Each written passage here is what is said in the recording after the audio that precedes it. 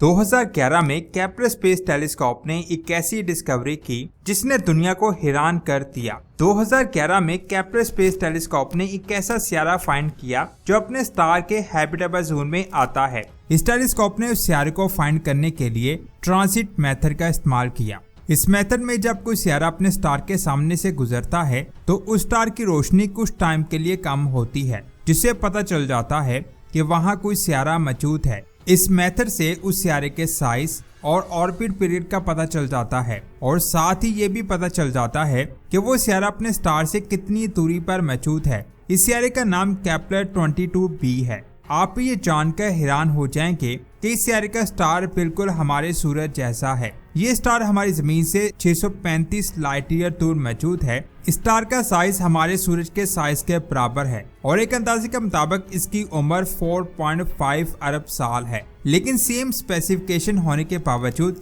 ये स्टार हमारे सूरज से 20% कम रोशन है। ये सियारा अपने स्टार से वीनस से ज्यादा और जमीन से कम दूरी पर मौजूद है। हमारे सोलर सिस्टम में इसकी जगह वीनस और जमीन के दरमियान मौजूद खाली जगह पर आती है, यानी इसकी दूरी तकरीबन जमीन की सूरज से दूरी के बराबर है। जमीन से ज्यादा करीब होने के बावजूद ये अपने स्टार के बिल्कुल हैबिटेबल जोन में आता है, क्योंकि इस सियारे के स्टार की रोशनी सूरज की रोशनी से कम है, जिसकी वजह से इसका टेम्परेचर जमीन के टेम्परेचर से बिल्कुल बराबर है। ये सियारा अपने स्टार से टाइटली लॉक्ड है, जिसकी वजह से इसकी एक साइड अपने स्टार की तरफ होती है और दूसरी साइड अपने स्टार की दूसरी तरफ होती है। जो साइड अपने स्टार की तरफ होती है वहाँ पर गर्मी बहुत ज्यादा होगी, जिसकी वजह से हो सकता है कि वहाँ पानी का समुद्र मौजूद हो जिसके अंदर लाइफ पॉसिबल हो सकती है। दूसरी साइड पर सूरज की रोशनी नहीं पड़ती होगी, जिसकी वजह से वहाँ सर्दी बहुत ज्यादा होगी। लेकिन इस सियारे का जो सेंटर वाला हिस्सा होगा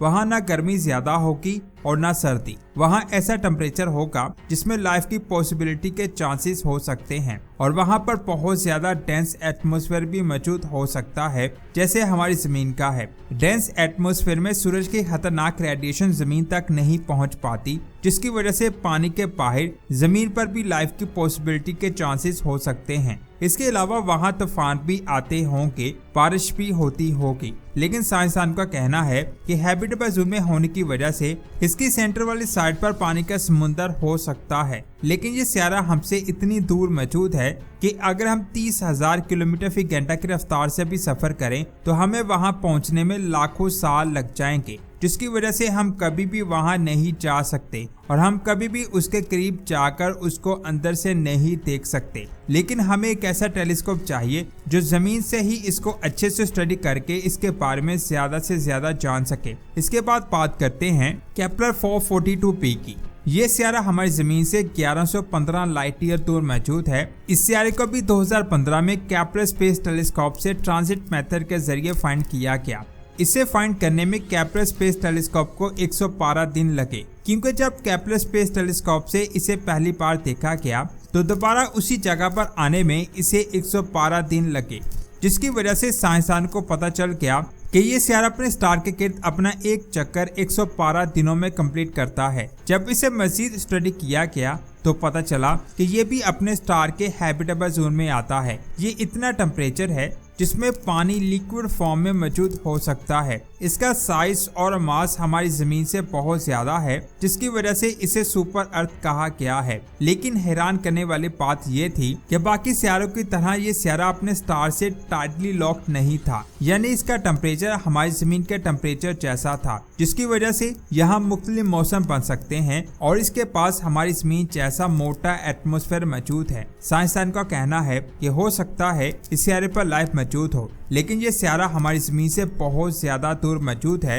ये दूरी इतनी ज्यादा है कि हमें वहां पहुंचने में 10 लाख साल लग जाएंगे, यानी वहां भी हमारा जाना नामुमकिन है। इसके बाद बात करते हैं रात को आसमान में इन तीनों स्टार्स के पास ये रोशन चमकता हुआ स्टार नजर आएगा। इसका नाम बीटलजूस है। ये हमारी जमीन से 642 लाइट ईयर दूर मौजूद है। साइंटिस्ट के मुताबिक ये बहुत जल्द फटने वाला है और फिर वहाँ एक मॉन्स्टर ब्लैक होल बनेगा, यानी फ्यूचर में इंसान लाइव एक ब्लैक होल को बनता हुआ देखेंगे। इससे पहले भी 2015 में साइंसदानों ने लाइव एक ब्लैक होल को बनते हुए देखा। 2015 में जमीन से 220 मिलियन लाइट ईयर दूर एक गैलेक्सी NGC 6946 में हमारे सूरज से 25 गुना बड़ा एक स्टार अचानक गायब हो गया। 2015 से पहले ये स्टार 2007 में अपनी जगह पर मौजूद था, लेकिन 2015 में जब इस स्टार को दोबारा स्टडी किया गया तो साइंटिस्ट हैरान रह गए, क्योंकि वो स्टार वहां मौजूद ही नहीं था। लेकिन उस जगह पर बहुत सारे बादल देखे गए।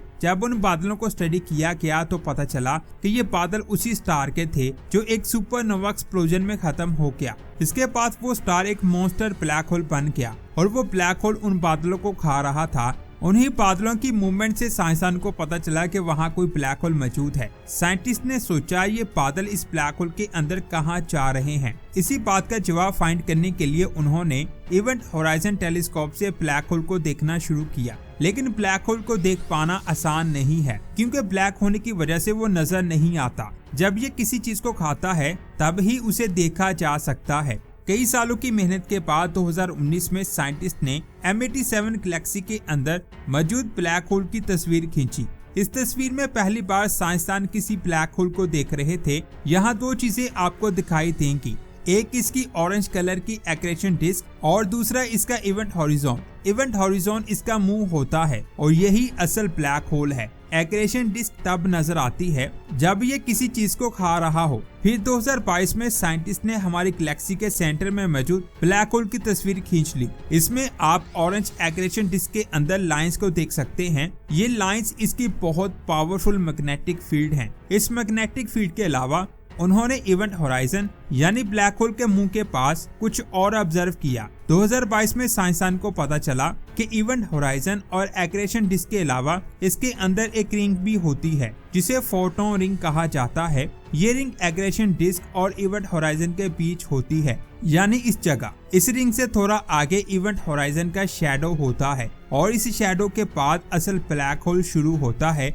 जिसके अंदर चीजें जाती हैं। यानी पहली बार साइंसदान ब्लैक होल के अंदर कुछ नया ऑब्जर्व कर रहे थे। यानी हम ब्लैक होल का जो साइज समझ रहे थे वो असल में उससे कई गुना ज्यादा छोटा होता है। साइंटिस्ट के मुताबिक ये एक स्टार है और हर स्टार की एक ग्रेविटी होती है, लेकिन ब्लैक होल की ग्रेविटी बहुत ज्यादा पावरफुल होती है जो चीजों को अपनी तरफ खींचती है। जब कोई चीज इवेंट होराइजन के जरिए ब्लैक होल के अंदर दाखिल होती है तो ब्लैक होल उसके टुकड़े कर देता है। फिर ये टुकड़े ब्लैक होल के अंदर चले जाते हैं और फिर वो चीज रेडिएशन बनकर बाहर आ जाती है।